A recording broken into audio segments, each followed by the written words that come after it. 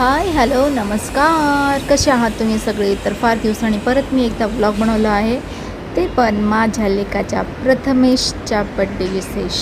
तर सगळ्यांनी पटापट अशा मस्त मस्त कमेंट करून त्याला विश करा, बड्डे विश करा, कारण की आज होता त्याचा प्रथमेशचा बड्डे. हे बघा, बड्डे बॉय एकदम चिल आहे, एकदम मस्त आहे, खूप एन्जॉय करतो आहे. हे सगळं डेकोरेशन आम्ही घरच्या घरीच केलेलं.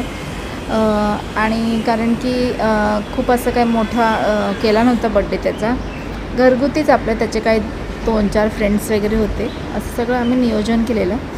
आणि त्याचे गिफ्ट्स वगैरे, रिटर्न गिफ्ट्स, आणि फायनली आलेला प्रथमेशचा केक देखील. तर आमच्या दादानी त्याचा केक आणलेला.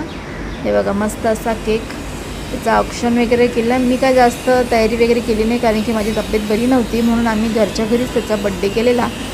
पोरांना कसा नाद असतो ना, की बड्डे असलं की त्यांना असं वाटतं की ते लोक खूप असं मस्तपैकी खूप असं उंच आकाशात आहेत, असं काहीतरी फील करतात त्यांच्या एक दिवसासाठी का होईना. त्यामध्ये आपलं छोटंसं योगदान झालंच पाहिजे, म्हणून मी काय माझी जास्त काय तयारी वगैरे केली नाही, घरगुतीच ठेवलेलं. आणि ह्यानीच प्रथमेशनी ऑप्शन वगैरे करून झाल्यावरती आमचे पाया वगैरे पडले. शेवटी संस्कार हे शिकवायलाच लागतात, पाया पडणं मोठ्यांच्या वगैरे न सांगता. तर आजचं डेकोरेशन हे मी आणि माझ्या मोठ्या मुलांनीच केलेलं. तर प्लीज कमेंट करून सांगा कसं झालं आहे. आणि फायनली आलेले प्रथमेशचे फ्रेंड्स, हे बघा, मस्त मस्त फ्रेंड्स, भरपूर फ्रेंड्स गोळा करतो हा आणि घेऊन येतो की आज माझा बड्डे आहे, तुम्ही लोक चला करून. तर फायनली केक वगैरे कापून झाला आणि मग पोरांनी खाल्लं वगैरे. बर्गर मागवलेलं पोरांसाठी वगैरे, केक, बर्गर, असं छोटीशी पार्टी.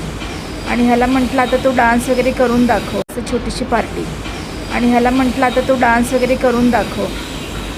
तर ह्याचं चाललेलं काहीतरी वेगळंच. हा बघा,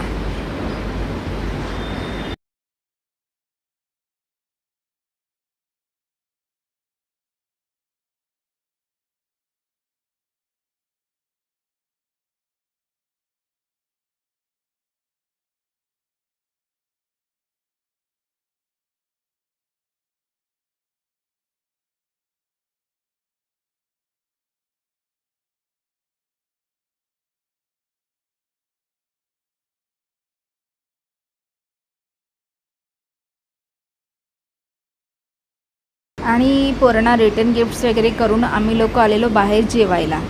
मित्रपरिवार आला तर त्यांच्यासाठी बर्गर वगैरे मागायला मी आधीच सांगितलं, आणि आपलं केक वगैरे, स्नॅक्स जे काय होतं. पण आम्ही आज प्रथमेशचा आग्रह म्हणून आम्ही आज हॉटेलमध्ये जेवायला देखील आलेलो.